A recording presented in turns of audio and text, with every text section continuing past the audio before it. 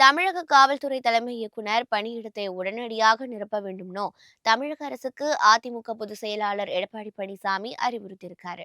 இது குறித்து எடப்பாடி பழனிசாமி வெளியிட்டுள்ள அறிக்கையில, தமிழகத்தில் அதிமுக ஆட்சியில் சட்டம் ஒழுங்கை பாதுகாப்பதற்கு அரும்பாடுபட்ட தமிழக காவல்துறை தற்போது திமுக ஆட்சியின் செயல்பாடற்ற நிலையால சீர்கெட்டிருப்பது வேதனையானதுன்னு குறிப்பிட்டிருக்காரு. கொலை, கொள்ளை, பாலியல் வன்கொடுமை, போதை மருந்து பழக்கம், கடத்தல் உள்ளிட்ட அனைத்து குற்ற நிகழ்வுகளிலும் குற்றவாளிகளுடன் ஆளுங்கட்சி நிர்வாகிகள் கைகோர்த்து இருப்பதும், அவர்களை காப்பாற்றும் பணியில் காவல்துறை சட்டப்படி செயல்படாத நிலை, இந்த ஆட்சியின் அவலங்களை தைரியமாக எடுத்துரைக்கும்னு சமூக ஊடகங்களை முடக்குவதும், சட்டவிரோத என்கவுண்டர்களில் ஈடுபடுவதும் தான் திமுக ஆட்சியின் சாதனைன்னு அவர் விமர்சித்திருக்காரு.